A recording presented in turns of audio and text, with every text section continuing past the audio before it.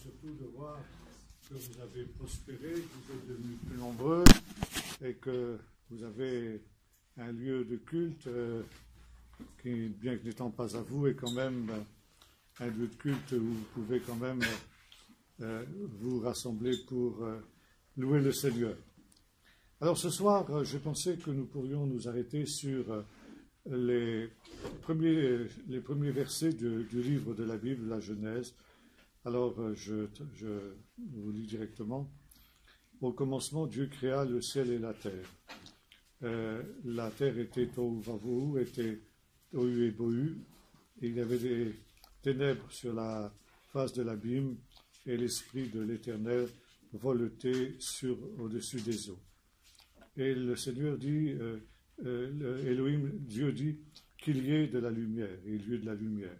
Et Dieu vit que la lumière était bonne, et Dieu sépara entre la lumière des ténèbres, et Dieu appela la lumière jour, et les ténèbres il appela nuit, et il y a eu un soir, il y eut un matin, un jour. Voilà, on va s'arrêter là pour le moment.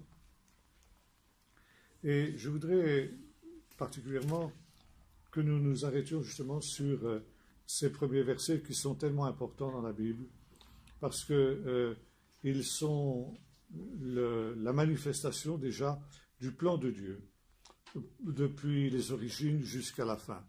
Et les sages d'Israël ont dit que le livre de la Genèse n'était pas seulement le livre des commencements, mais que c'était aussi le livre de la fin, et qu'il y avait une dimension prophétique dans le livre de la Genèse qui faisait qu'on pouvait aussi s'arrêter sur les choses de la fin à partir de ce livre-là. Et nous allons essayer justement de faire cet après-midi.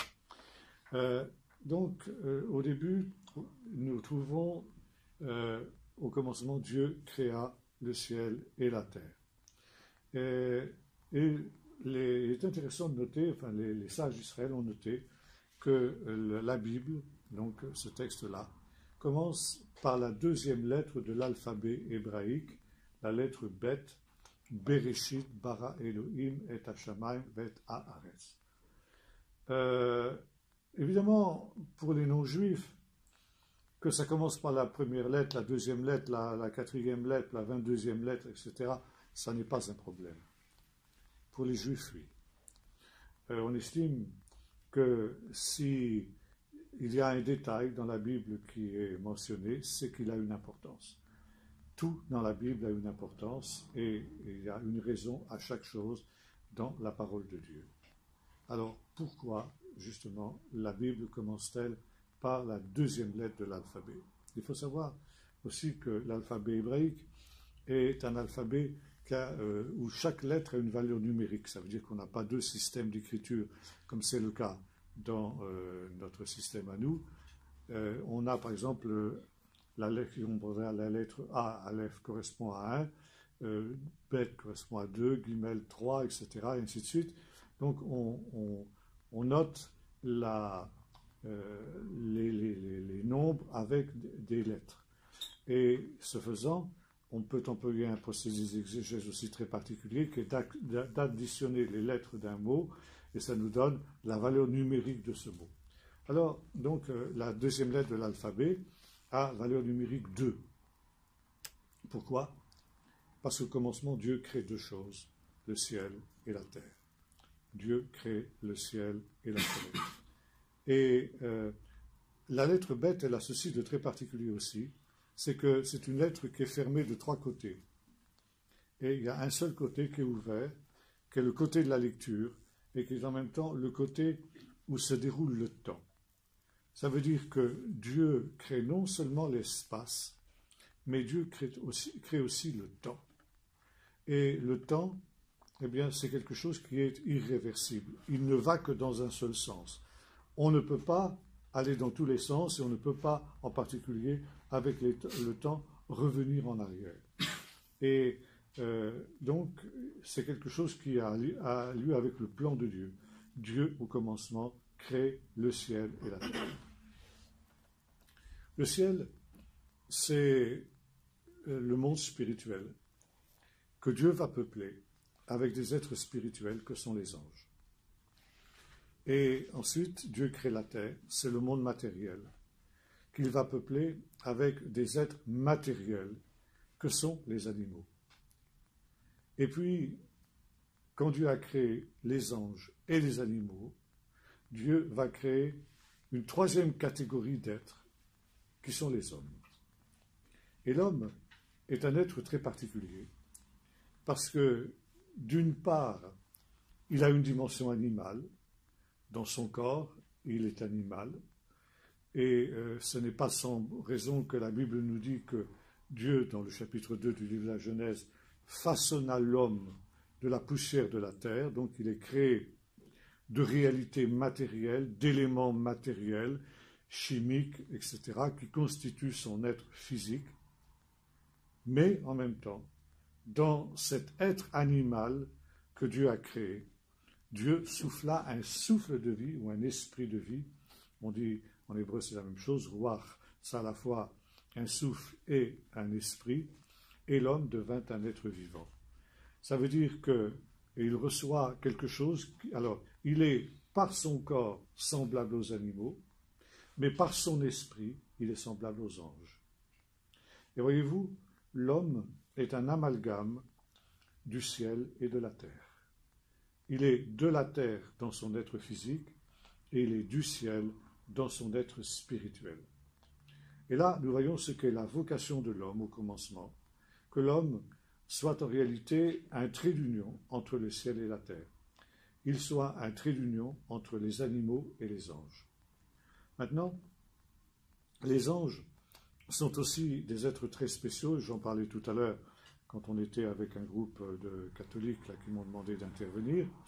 Le Dieu de la Bible, tel qu'il apparaît notamment dans le livre de la Genèse, est un Dieu moral. C'est un Dieu qui fait la différence entre le bien et le mal. Et dans ces premiers versets de la Genèse, il nous est dit que Dieu vit que la lumière était bonne. Ça veut dire Dieu donne un jugement de valeur sur ce qu'il crée. Et si un Dieu qui donne un jugement de valeur sur les œuvres de ses mains, c'est un Dieu moral. Et comme je le disais, ça c'est unique dans l'histoire des religions, parce que les dieux de toutes les nations, les idoles, ne sont pas des dieux moraux. Ce sont des êtres corrompus, pervertis autant que les hommes, et ce ne sont pas des dieux moraux. Or, Dieu, justement parce qu'il est un Dieu moral, eh bien, exige la justice. Et qui dit moral, dit aussi liberté. Liberté de choix entre le bien et le mal. Et ça, c'est le propre de Dieu. Dieu est un être moral, ça veut dire Dieu est un être qui fait la différence entre le bien et le mal, et qui choisit le bien et qui délaisse le mal. Dieu ne fait pas le mal. Il pourrait le faire, il ne le fait pas volontairement, ça veut dire il s'impose à lui-même cette loi de ne pas faire ce qui est mal. Et Dieu est une loi pour lui-même. Dieu n'impose pas seulement sa loi aux hommes, mais il se l'impose à lui-même. Il commence par se l'imposer à lui-même. Et quand Dieu crée les êtres spirituels, le fait d'un être spirituel, c'est que ce sont des êtres libres, moralement parlant, qui sont libres de choisir entre le bien et le mal. Et la Bible nous montre que, avant la création de l'homme, quand Dieu a créé les anges, il y a eu aussi dans le ciel un choix pour ces êtres spirituels. Quand Lucifer, l'ange de la lumière, s'est révolté et il est devenu Satan, il a entraîné un certain nombre d'anges à le suivre. Et les anges ont dû se déterminer pour Dieu ou contre Dieu, pour Satan ou contre Satan, et ce faisant, ils ont été amenés à choisir entre le bien et le mal, parce que les êtres spirituels, les êtres que sont les anges, sont des êtres moraux. Dieu, donc, crée aussi l'homme, qui est animal dans son corps, nous l'avons vu, ça veut dire qu'il est en quelque sorte conditionné par ses instincts, et c'est le propre d'un animal. Un animal n'est pas un être libre. Un animal n'est pas un être moral, justement parce qu'il n'est pas un être libre. Un animal est déterminé par ses instincts. Comme je disais, un loup, il va manger un agneau, parce que c'est dans sa nature, parce que c'est dans son instinct. Et ça n'a rien à voir avec un acte immoral pour un loup de manger un agneau. C'est quelque chose qui est dans sa nature même. Par conséquent, on ne va pas pouvoir juger et condamner un loup parce qu'il a mangé un agneau. Maintenant, les animaux, non seulement ils ne sont pas des êtres libres, mais ils ne sont pas non plus des êtres qui ont une histoire. Ça veut dire une histoire, c'est un ensemble de décisions libres que prend un homme ou un groupe d'hommes, l'humanité tout entière. Et c'est parce que l'humanité est une race d'êtres libres que, justement, il peut y avoir une histoire de l'homme. Et on trouve ça dans le livre de la Genèse au chapitre 5, où il y a cette expression qui apparaît, « Vaele toldot Adam ». On traduit « Voici la généalogie d'Adam » ou « Voici la descendance d'Adam, la postérité d'Adam ». Bon, il y a plusieurs manières de traduire cette expression « toldot », mais on peut traduire aussi « toldot », on peut le traduire par une histoire. Et Adam, donc c'est le nom d'un individu qui s'appelait Adam, mais c'est aussi le nom de l'homme. Adam, en hébreu, ça veut dire un homme. Ben Adam, un homme, ça veut dire un fils d'Adam. De là, on peut aussi, comme on dit en français, l'humanité tout entière. Et quand le chapitre 5 du livre de la Genèse nous dit « Vaele toldot Adam », on peut comprendre non seulement « Voici la postérité d'Adam », mais « Voici l'histoire de l'humanité ». Et la Bible, c'est donc l'histoire de l'humanité. Et pourquoi ? Parce que les êtres humains sont des êtres libres. Et c'est parce que justement les êtres humains étaient des êtres libres qu'ils sont à l'image de Dieu et que par conséquent l'homme a été tenté dès les origines. Ça veut dire que dès les origines, il fallait qu'il choisisse entre le bien et le mal, qu'il fallait qu'il choisisse entre Dieu et Satan, exactement comme les anges ont dû le faire. Et malheureusement, on sait que l'homme a choisi de se détourner de Dieu. Il a donc refusé de répondre à sa vocation, d'être cette trait d'union entre le ciel et la terre, et il est devenu simplement un être de la terre. Il a été coupé du ciel, il n'a plus eu de contact avec le ciel, il a été uniquement un animal un peu plus perfectionné que les autres, ce que l'on nous répète constamment que nous sommes, et aujourd'hui les savants, les philosophes, enfin toutes les élites nous disent que finalement l'être humain n'est rien d'autre qu'un animal un petit peu plus perfectionné que les autres. C'est vrai et c'est pas vrai. C'est pas vrai parce que c'était pas sa vocation première.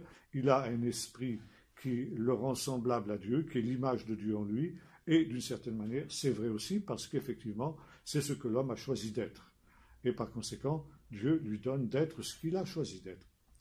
Mais voyez-vous, on pourrait se dire dans ce cas-là, est-ce que le plan de Dieu a été mis en échec, puisque l'homme n'est pas entré dans sa vocation d'être ce trait d'union entre le ciel et la terre? Non, parce que Dieu l'avait prévu de toute éternité.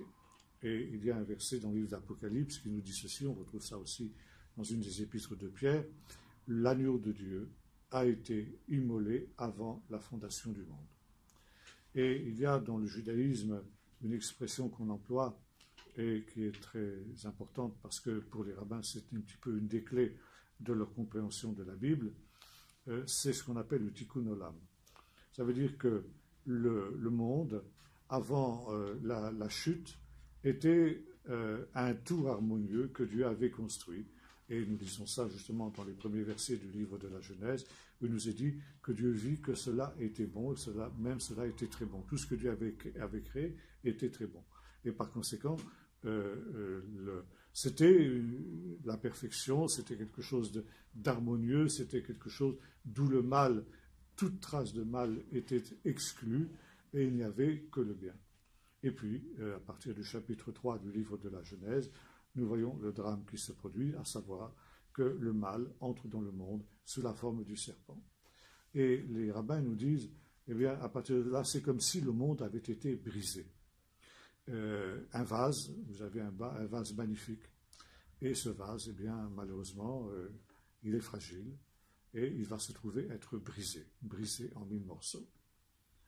Et lorsque ce vase a été brisé par le péché, parce que le péché n'a pas seulement touché l'homme, toucher l'homme en profondeur, parce que finalement, nous sommes entièrement marqués par le péché. L'homme, chacun d'entre nous, est mauvais et reste mauvais jusqu'au moment où le Seigneur nous prendra avec lui.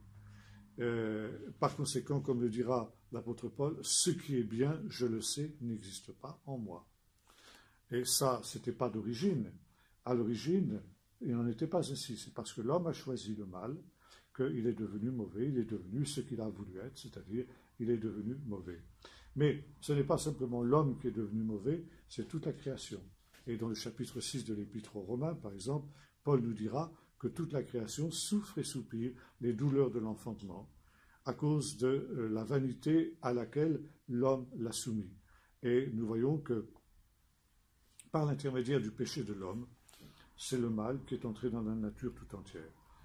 Quand il y a des tempêtes, quand il y a des tremblements de terre, quand il y a des éruptions volcaniques, quand il y a des catastrophes naturelles, quelles qu'elles soient, ce n'est pas normal. Ce ne sont pas des choses qui étaient au commencement. C'est le résultat du péché de l'homme. Et ces soubresauts de la nature sont, comme le dit l'apôtre Paul, des soupirs que la nature pousse en espérant, justement, en priant, c'est une espèce de prière de la nature pour qu'elle soit délivrée des conséquences du péché. Et c'est intéressant de noter que dans le chapitre 3 du livre de la Genèse, quand Dieu donc découvre le péché de l'homme et va maudire donc l'homme, il va aussi, donc l'homme rejette la responsabilité sur sa femme, et puis la femme rejette la responsabilité sur le serpent. Et donc Dieu va maudire les uns les autres. Il commence par maudire l'homme, il maudit la femme, et ensuite il va maudire le serpent. Et la malédiction qui est adressée au serpent est très intéressante. Il nous dit ceci, je mettrai une inimitié entre toi et la femme, alors en hébreu, il faut traduire ça en hébreu, ton descendant et son descendant, entre ta descendance et son descendant. Logiquement, en hébreu biblique, le mot zera, qui signifie descendance, postérité, semence, etc., est féminin. Aujourd'hui, il ne l'est plus, mais à l'époque, il était féminin, et par conséquent, il devrait y avoir le pronom elle, i en hébreu. Et là, on a le pronom ou qui signifie il. Alors, évidemment, tous les traducteurs ont corrigé la faute de grammaire qu'a faite le Saint-Esprit. Et ils ont mis « elle t'écrasera la tête », cette postérité. Puisque en français, postérité est féminin aussi. Or, les rabbins nous expliquent, et on retrouve ça chez Paul, que le pronom singulier masculin est très important parce qu'il signifie non pas la postérité de la femme dans son ensemble, c'est-à-dire l'humanité, puisque finalement nous sommes tous la descendance de la femme, les uns les autres, du premier couple. Ça voudrait dire s'il y avait eu elle t'écrasera la tête, la postérité de la femme, donc si elle t'écrasera la tête, ça veut dire toute l'humanité tout entière finalement finira par s'auto-délivrer, se sauver elle-même par sa force, par ses moyens. Or, justement, la Bible n'a pas voulu nous dire ça. Et c'est pourquoi je vous ai dit « ou », ça veut dire « un individu, parmi la postérité de la femme, écrasera la tête du serpent ». Et les rabbins nous expliquent que cet individu-là n'est autre que le Messie. Et le Messie, donc, qui apparaît dès le commencement, on appelle ça le proto-évangile, ça veut dire le premier évangile, c'est la première mention de l'évangile, de la bonne nouvelle. C'est la croix, on trouve déjà ici la croix, donc le conflit entre le diable et Jésus, qui fait qu'à la croix, donc, le diable sera dépouillé de sa puissance, mais en même temps, évidemment, le Messie qui opère cette délivrance devra souffrir, et devra souffrir donc les souffrances de la croix, comme on le sait. Donc c'est déjà ici l'évangile qui se trouve en germe dans ce chapitre 3 du livre de la Genèse. Et les rabbins appellent ça, la vocation du Messie, c'est d'opérer le tikkun olam. Alors, ça veut dire la réparation du monde, littéralement. Tikkun olam, réparation du monde. C'est-à-dire la réparation de la brisure du monde. Le monde, on l'a vu, a été ce vase d'honneur qui a été brisé en 1000 morceaux. Et la tâche du Messie, c'est de rassembler les morceaux qui ont été brisés pour reconstituer le vase. Et le plan de Dieu, par l'intermédiaire du Messie, c'est d'opérer ce tikkun olam, c'est-à-dire cette réparation de la brisure du monde, et de refaire du monde ce qu'il était au commencement. Et Paul nous rappelle ça dans ce texte que je citais tout à l'heure, dans le chapitre 6 de l'Épître aux Romains, quand il nous dit que, au temps de la fin, eh bien, la création tout entière, elle aussi échappera à la vanité et aura part à la glorieuse liberté des enfants de Dieu. Donc, le Messie ici joue un rôle très important. Et maintenant, je reviens sur ce que nous disions au sujet de cet être humain, à la fois corps et esprit, donc du ciel et de la terre, qui aurait dû être le trait d'union entre le ciel et la terre, et finalement qui ne l'a pas été à cause de mauvais choix qu'il a fait dans le jardin d'Éden. Donc Dieu, nous venons de le voir à partir de cet évangile primitif-là, n'a pas été pris au dépourvu par le péché de l'homme. Il a su que les choses allaient se passer comme ça, et dès le départ, il avait prévu un plan de rattrapage, et ce plan de rattrapage, c'était l'œuvre du Messie. Et c'est intéressant aussi de noter que nous avons en hébreu, donc l'expression Adam, j'en ai parlé tout à l'heure, ça veut dire l'homme aussi, mais quand on parle d'un homme aujourd'hui en hébreu moderne, on ne dit pas un Adam, on dit Ben Adam, un fils d'Adam, littéralement. Et il est intéressant de noter que, par exemple, dans le livre du prophète Daniel, au chapitre 7, le prophète Daniel voit venir sur les nuées du ciel quelqu'un qui a l'apparence d'un fils de l'homme, c'est-à-dire littéralement d'un être humain, tout simplement. Alors on traduit fils de l'homme, mais en hébreu, Ben Adam, ça veut dire tout simplement un être humain. Et donc, un deuxième Adam qui vient sur les nuées du ciel. Et vous savez que cette expression fils de l'homme, Ben Adam, nous la retrouvons dans le Nouveau Testament.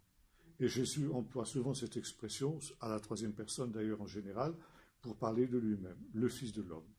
Donc Jésus est le Fils de l'homme, littéralement le Fils d'Adam. Et cette expression, on la trouve déjà, par exemple, dans la littérature d'avant le Nouveau Testament, et en particulier dans ce qu'on appelle les livres d'Enoch, où il est question du Messie assimilé au Ben Adam de Daniel, au fils d'Adam de Daniel, donc au Fils de l'homme de Daniel. Et l'idée est la suivante, telle qu'on la trouve développée, c'est que puisque le premier Adam a failli lamentablement et il a raté sa vocation, Dieu a suscité un deuxième Adam. Et vous retrouvez ça chez Paul, en particulier dans la première aux Corinthiens, au chapitre 15, où il est question du premier et du deuxième Adam. Il dit, le premier Adam, tiré de la terre, est terrestre. Mais le deuxième Adam, Jésus, est céleste. Il est descendu du ciel, il était donc esprit, il était totalement esprit, et en même temps, il est venu dans un corps humain, c'est ce que les théologiens appellent l'incarnation. Et donc là, le ciel et la terre se sont rencontrés en Jésus. Et d'ailleurs, c'est ce que Jésus disait aussi à Nathanaël, quand Nathanaël donc est venu vers lui, il lui a dit « Vous verrez désormais le ciel ouvert et les anges de Dieu monter et descendre sur le Fils de l'homme. » Et le Fils de l'homme, donc, a fait deux choses. Première chose, il a écrasé la tête du serpent, donc il a accompli le tikkun olam tel que l'avait annoncé le Seigneur dans le chapitre 3 du livre de la Genèse. Et deuxièmement, eh bien, il a été le point de départ d'une nouvelle race humaine, une race d'hommes et de femmes régénérés par la puissance de Dieu et par la puissance du Saint-Esprit. Et Paul nous montre que, finalement, en tant qu'enfants de Dieu, rachetés par le sang de Jésus, nous sommes dans une double position. D'un côté, nous continuons à porter les marques du premier Adam, c'est-à-dire de l'être qui est terrestre, et nous continuons à avoir des mauvais instincts, nous continuons à être sensibles à la tentation, donc à avoir la vieille nature, quelque chose de la vieille nature d'Adam reste en nous, mais en même temps, par la foi en Jésus, nous recevons une nouvelle nature, une nature spirituelle, une nature céleste, une nature qui est semblable à celle de Jésus et qui est capable de s'affectionner justement des choses spirituelles. le drame de l'être humain.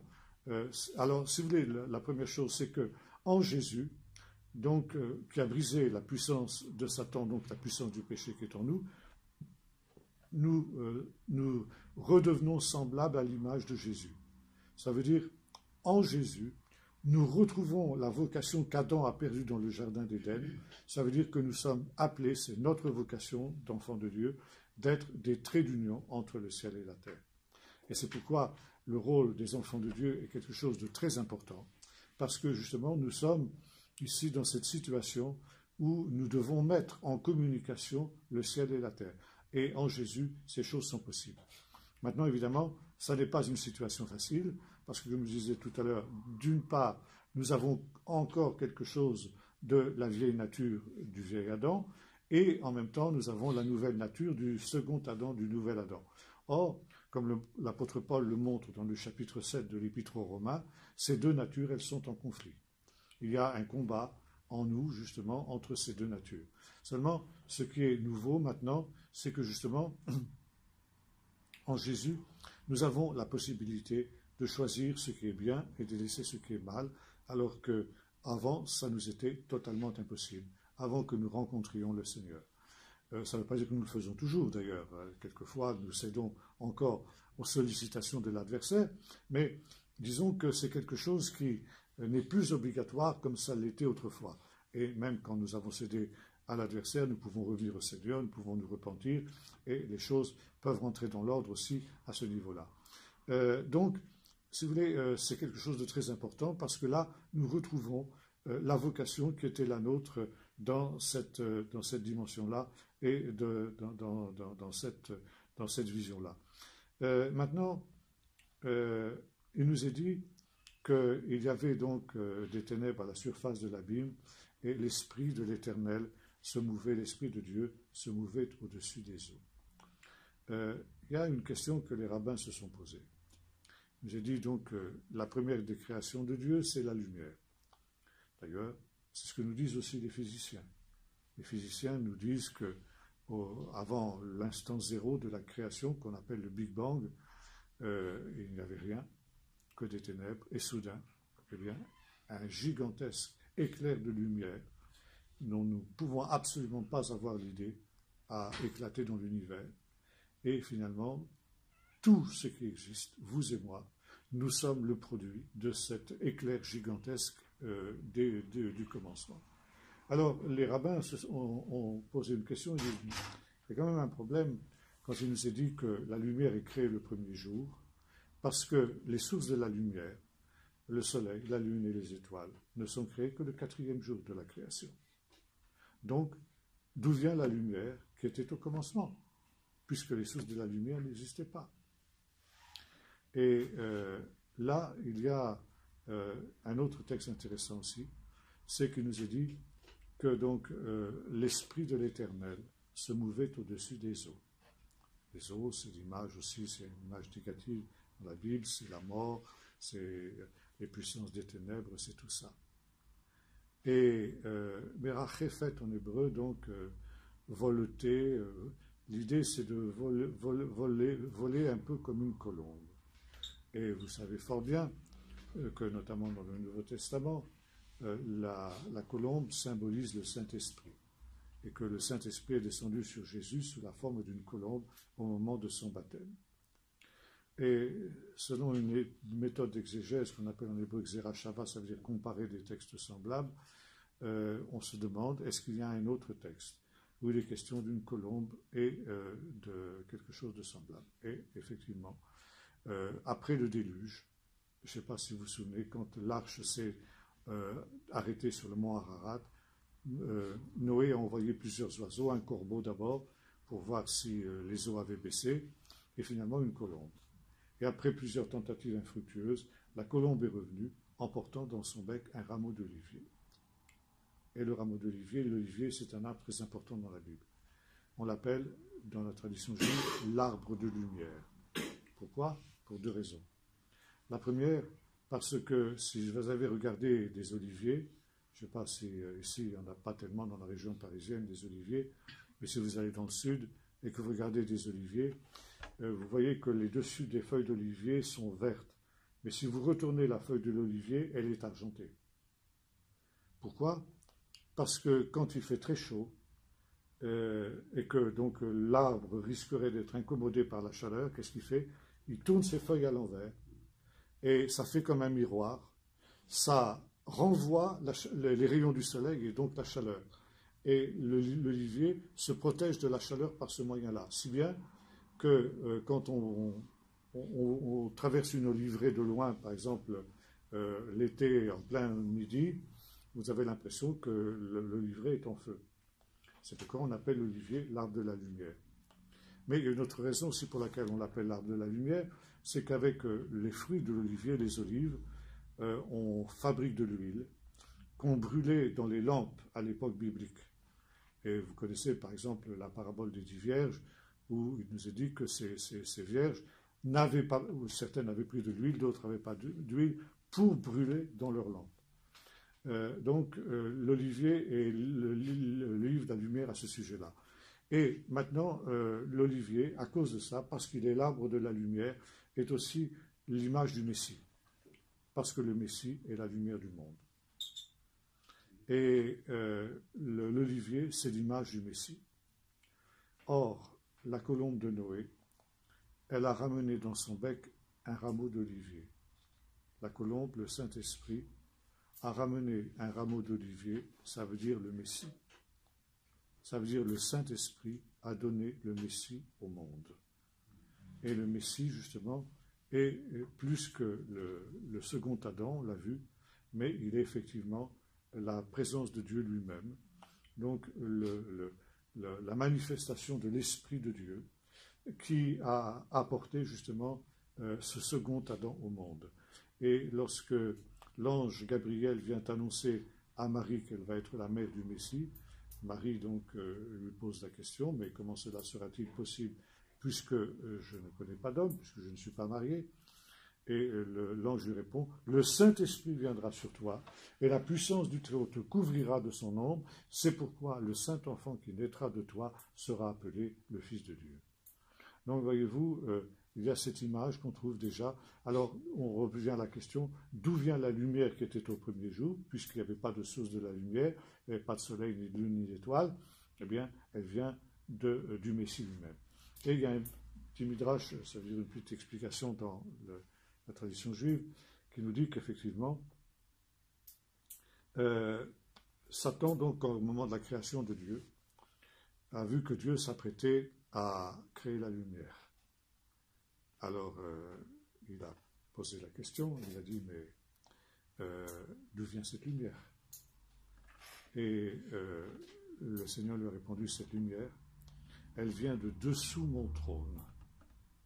Ça veut dire que c'est une lumière qui est éternelle. Elle n'est pas créée.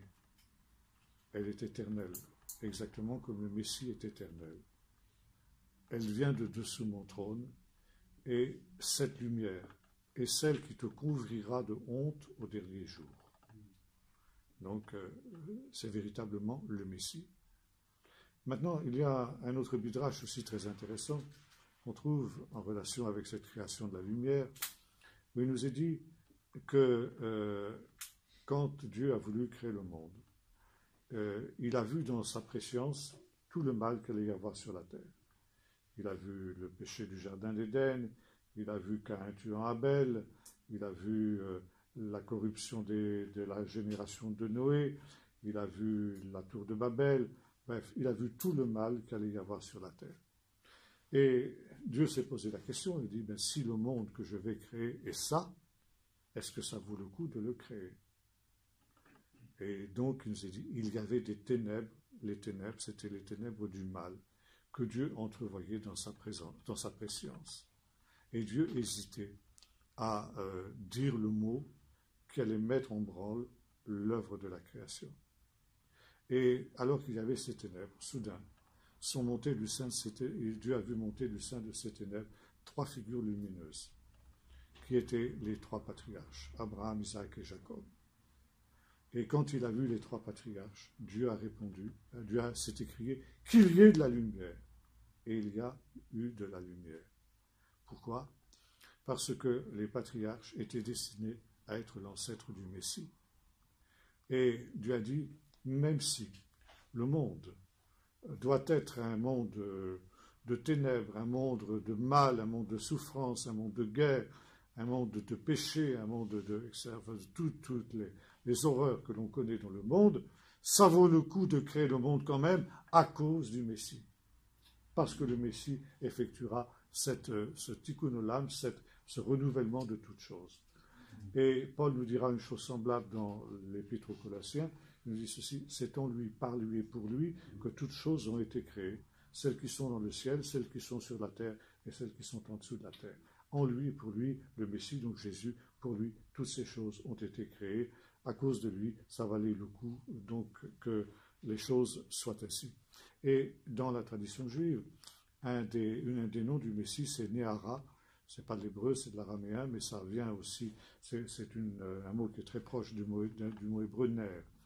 Ner, ça signifie une lampe. Pourquoi? Parce que le Messie, dans la tradition juive, comme dans le Nouveau Testament, est appelé la lumière du monde. Jésus a dit, je suis la lumière du monde. Et le Messie, donc, est aussi celui dont il est question dans le livre de l'Apocalypse, où il nous est dit que dans la Nouvelle Jérusalem, il n'y a plus besoin de soleil ni de lune, parce que l'agneau l'éclaire, parce que la gloire de Dieu l'éclaire, et l'agneau est sa lampe. Donc, ner, on retrouve cette expression. Vous la retrouvez dans le psaume 132 aussi, où il nous est dit ceci, au temps de la fin, Dieu suscitera une corne, on dit en hébreu keren, une corne à David. Alors c'est un peu curieux quand on traduit comme ça en français. Corne, ça veut dire tout simplement en hébreu une puissance. La corne, c'est le siège de la force d'un bovin, d'un animal à corne. Sa corne, c'est sa force. Donc Dieu suscite une corne. Vous trouvez ça par exemple dans le cantique de Anne, quand Dieu lui donne d'avoir un fils. Elle chante ce cantique, qui servira d'ailleurs de prototype au cantique de Marie, Magnificat. Elle dit « Dieu a relevé ma corne », c'est-à-dire Dieu a relevé ma force. Vous retrouvez ça aussi dans le cantique de Zacharie. Donc, béni soit l'Éternel, le Dieu d'Israël, qui nous a suscité un puissant sauveur et nous a suscité une corne à David, son serviteur, etc. Et donc, Dieu suscitera une corne à David, ça c'est repris du psaume 132, et une lampe, son Messie, ner, son Messie. Ici, le Messie est la lumière du monde. Et le Messie est celui qui éclaire justement de sa gloire tous ceux qui viennent à lui et qui nous permet justement par sa lumière de faire la différence entre le bien et le mal. C'est la lumière du Seigneur qui nous éclaire et par conséquent cette lumière qui se trouvait au-dessus des eaux avant le commencement. Donc Dieu nous permet par là de faire la différence entre le bien et le mal. Et par exemple aussi, nous retrouvons cette expression quand Dieu dit, après avoir créé l'homme, ça c'est au chapitre 2, il dit « Il n'est pas bon que l'homme soit seul ». Donc là aussi, Dieu donne un jugement de valeur. Il n'est pas bon que l'homme soit seul. Donc je lui ferai une aide semblable à lui. Et ça va être la création de la femme. Il y aurait beaucoup de choses à dire là-dessus, c'est très très intéressant. Mais c'est intéressant, la première chose que l'on remarque aussi, c'est qu'il y a deux mots dans le livre de la Genèse pour désigner la création. Au verset 1er, il nous dit « Bereshit bara Elohim » et nous avons le mot « créer » qui se dit en hébreu « bara ».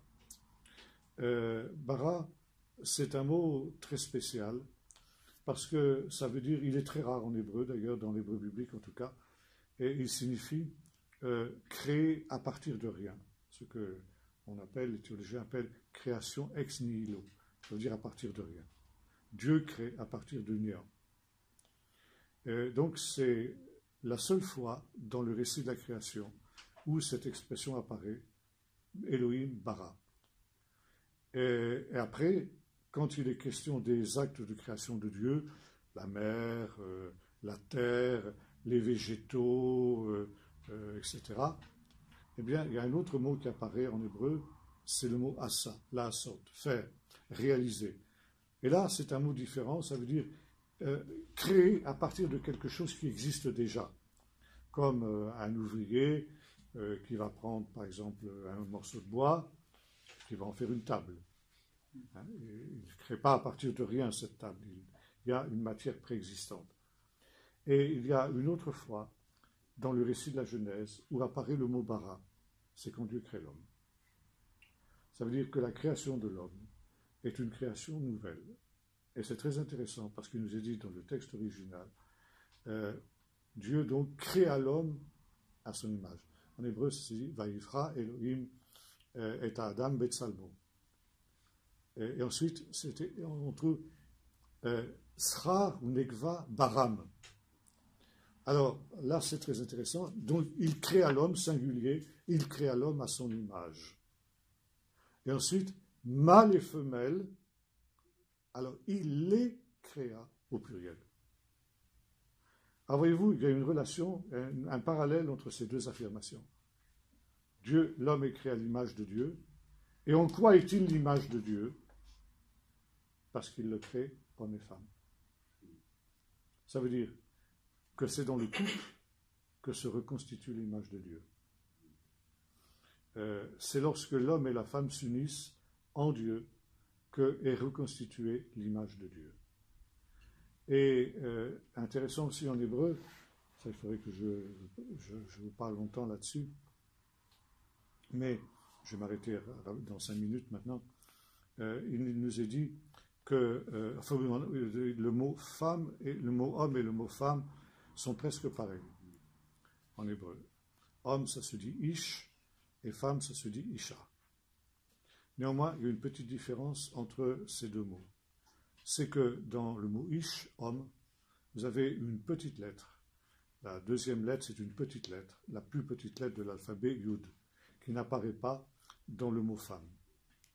Par contre, dans le mot femme, à la fin du mot femme, vous avez une lettre qui n'apparaît pas dans le mot homme, qui est la lettre He. Et ça veut dire que l'homme et la femme sont différents dans leur nature physique, mais aussi dans leur nature spirituelle. Et ça veut dire que quand les uns et les autres, l'un et l'autre, apportent ce qui leur est spécifique et que l'autre n'a pas, on reconstitue l'image de Dieu, parce que si vous mettez le yud du mot homme avec le he de la femme, ça vous fait le mot ya, ce qui signifie Dieu. Ça veut dire que quand le yud de l'homme et le he de la femme s'unissent, ça veut dire ce qui est spécifique à l'un et à l'autre s'unissent, on a la reconstitution de la présence de Dieu. Et voyez-vous, dans un couple, ce qui est très intéressant de noter, c'est qu'il n'y a pas deux personnes, il y en a trois. Il devrait y en avoir trois en tout cas. L'homme et la femme, mais Dieu aussi. Le troisième, c'est Dieu. Et si vous supprimez Dieu, alors vous enlevez ces deux lettres que j'évoquais et que vous gardez que les deux autres lettres de ces mots, dans un cas comme dans l'autre, ça vous donne le mot Esh. Et Esh, en hébreu, ça veut dire le feu. Ça veut dire que le feu, c'est la destruction. Quand Dieu n'est plus dans un couple, c'est la destruction du couple. C'est l'éclatement du couple. Et malheureusement, dans notre monde moderne, d'où Dieu a été chassé, eh bien, Dieu est chassé aussi de la vie de nombreux couples et de nombreuses familles. Et le résultat, c'est qu'il y a tellement de couples qui éclatent aujourd'hui, y compris d'ailleurs, malheureusement, dans les églises. Et maintenant, ce qui est intéressant aussi, c'est de remarquer que Dieu dit ensuite plus tard, c'est pourquoi l'homme quittera son père et sa mère et s'attachera à sa femme. Et en hébreu, c'est dit, Vayush Niem le Basar Echad. Ça veut dire, et les deux deviendront une seule chair. Maintenant, c'est très intéressant de noter le mot une seule. Basar Echad, on dit en hébreu. Et là, vous avez un mot, le mot Echad, qui est un mot très spécial. On a deux mots en hébreu, en fin de compte, pour dire un. On a le mot Echad et on a le mot Yachid. Yachid, ça veut dire une unité, mais une unité monolithique, une unité qui est indivisible, qui est insécable. Par contre, le mot Echad, ça signifie une unité, mais une unité dans une pluralité. Et par exemple, c'est ce qui nous est dit dans le fameux schéma, écoute Israël, l'Éternel notre Dieu est un. Shema Israël, Adonai Adonai, Adonai Echad. Et c'est le mot Echad qui est employé et non pas le mot Yachid. Ce qui veut dire que Dieu est un et pluriel en même temps. Et vous avez le même mot pour l'union de l'homme et de la femme. Vayush nehem le basar echad, et les deux deviendront une seule chair. Ça veut dire que personne ne perd son individualité, pas plus que dans la Trinité, le Père et le Fils et le Saint-Esprit ne perdent leur originalité, leur spécificité, mais disons, chacun apporte à l'ensemble ce qu'il est, et l'ensemble fait une unité. Et finalement, quand justement l'homme et la femme s'unissent dans ce domaine-là, ils ne perdent pas leur identité, ils ne perdent pas leur spécificité, et ça c'est contraire à tout ce que nous trouvons dans le monde moderne aussi, avec la promotion de l'homosexualité, le féminisme, qui veut que hommes et femmes soient semblables. Non, hommes et femmes ne sont pas semblables, et ne doivent pas être semblables. C'est une catastrophe s'ils deviennent semblables. Il faut au contraire que chacun reste ce qu'il est, et qu'il apporte au couple justement ce dont il a besoin, avec la présence de Dieu que nous avons évoquée tout à l'heure. Et là, je terminerai maintenant en disant ceci, c'est que donc Dieu, avant de créer la femme, fait venir vers l'homme les animaux pour voir comment Dieu les nomme. Et donc l'homme ne trouve pas une aide semblable à lui. Alors en hébreu ça se dit Ezer Kenegdo, et ça aussi c'est un mot très intéressant. Negdo, ça veut dire quelque chose, Neget c'est quelque chose qui est en face, donc qui fait vis-à-vis. Alors, aide qui lui fait vis-à-vis, aide qui est en face de lui. Mais ça peut aussi vouloir dire, aide, ça peut dire quelque chose, négat, ça peut aussi vouloir dire contre. Et les différents sens sont possibles. Alors, c'est très intéressant parce que il nous est dit que, donc, pour créer la femme, Dieu va plonger l'homme dans un sommeil et il va prendre une côte. Alors, ça se dit en hébreu, c'est la même racine que côté tselem. Et les rabbins ont posé la question, mais pourquoi Dieu a-t-il pris une côte pour créer la femme? Alors la réponse est celle-ci. Dieu n'a pas pris un os du crâne pour que la femme ne domine pas sur l'homme. Dieu n'a pas pris un os du talon pour que l'homme ne piétine pas la femme. Mais Dieu a pris l'os qui était le plus proche de son cœur, c'est-à-dire la côte, pour que la femme soit dans son cœur. C'est beau. Mais maintenant aussi, donc, Ezer Kenegdo, ça peut vouloir dire aussi quelque chose, une aide qui est contre lui. Et ça veut dire, on dit les rabbins, que de temps en temps, alors j'espère qu'il ne va pas y avoir de scène de ménage ce soir chez personne, de temps en temps, il faut que la femme puisse dire non à son mari, puisse s'opposer à lui. Et elle est la seule qui peut faire ça dans certains moments, dire à son mari, attention, là tu es en train de faire une faute. Pourquoi? Parce que les autres n'oseront pas, parce qu'ils n'ont pas la même liberté, parce qu'ils n'ont pas la même intimité que la femme, mais heureux l'homme qui a une femme qui peut lui dire, eh bien là, attention, tu dérailles, et puis qui est capable de l'écouter. Ça, c'est aussi une bénédiction qui vient du Seigneur. Alors, je reviens maintenant sur le deuxième Adam dont nous avons parlé. Bon, si j'avais le temps, je vous montrerai qu'il y a dans le premier verset de la Genèse la mention des 4 animaux de Daniel 7. Les 4 empires qui sont symbolisés par un lion, un ours, un léopard et une bête fantastique. Et le Fils de l'homme est chargé par Dieu, donc dans le livre de Daniel, de détruire ces bêtes, et en particulier la 4e bête. Donc de l'assujettir. Et avant que Dieu ne crée la femme, Dieu fait venir vers l'homme les animaux pour qu'il les nomme. Et en hébreu, nommer quelque chose, c'est prendre autorité, prendre pouvoir sur ce quelque chose. C'est pourquoi, par exemple, ce sont les parents qui nomment un enfant. Parce qu'en nommant cet enfant, ils disent, eh bien, cet enfant, c'est notre enfant, nous le reconnaissons comme notre enfant, donc nous avons autorité sur lui, nous avons des responsabilités à son endroit. Donc, Dieu avait donné à l'homme cet ordre, dominer sur les animaux, les oiseaux du ciel, les poissons de la mer et les bêtes de la terre. Et donc Dieu fait venir les animaux vers l'homme pour que l'homme les nomme et en les nommant, qu'ils prennent pouvoir sur eux. Mais il ne trouve aucune être semblable à lui parmi ces animaux qu'il a subjugués. Alors Dieu va créer la femme. Et les rabbins nous disent ceci, ça c'est le premier Adam, le deuxième Adam, et il en sera de même de lui, de ce qu'il a été du premier Adam. Dieu lui demandera de soumettre les animaux. Et les animaux, ce ne sont pas les animaux, les chiens, les chats courants, n'est-ce pas? Mais ce seront ces empires qui sont symbolisés par des animaux. Le Fils de l'homme, le Messie, quand il reviendra, prendra possession et prendra pouvoir sur ces empires humains bestiaux, qui sont des féroces, bestiaux, barbares, et il les subjuguera. Et quand le Fils de l'homme aura établi cela, eh bien, Dieu lui donnera une épouse. De la même manière qu'il a donné une épouse au premier Adam, il donnera au deuxième Adam, au Messie, une épouse. Et cette épouse, ce sera quoi? Eh bien, ce sera Israël, disent les rabbins, et nous ajoutons Israël et l'Église, puisque les deux, au temps de la fin, finalement, n'en feront plus qu'un. Et ce sera le Tikkun Olam, dont nous avons parlé tout à l'heure. Alors, vous voyez ici comment, en quelques mots dans le livre de la Genèse, et là je n'ai fait qu'effleurer le sujet, je pourrais vous parler toute la nuit ce sujet-là, nous retrouvons tout le plan de Dieu, depuis le début jusqu'à la fin. Et donc ici, cette volonté de Dieu de tout récapituler, comme dira l'apôtre Paul aux Colossiens, en Jésus le Messie, les choses qui sont dans le ciel, sur la terre et sous la terre, et que tout genou fléchisse, que tout genou fléchisse devant lui, et que toute langue confesse que Jésus est Seigneur, à la gloire de Dieu le Père.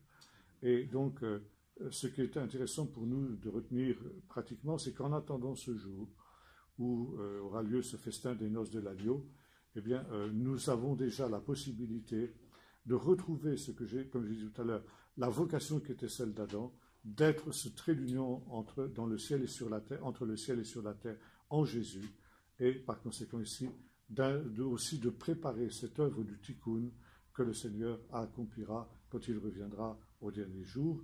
Et déjà, nous sommes, comme le dira l'apôtre Paul, aussi des ambassadeurs de la réconciliation du ciel et de la terre, qui étaient brouillés et qui maintenant se rencontrent, n'est-ce pas? Comme le dira le psaume aussi, la justice et la vérité se rencontrent, et s'embrassent, etc.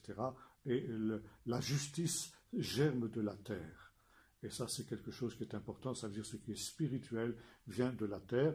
Et ça, c'est déjà possible, et le psalmiste l'exprime justement dans ce psaume, parce qu'effectivement, eh bien déjà, l'œuvre du Messie est avancée, la tête du serpent a été écrasée, et par conséquent, en Jésus, nous pouvons retrouver ce que nous avons perdu en Adam, la vocation et les capacités que nous avons perdues en Adam, et qui nous permettent de faire l'œuvre de Dieu dans ce temps, en attendant justement que le Seigneur vienne. Voilà ce que je voulais vous dire ce soir. Donc, nous allons simplement terminer par la prière.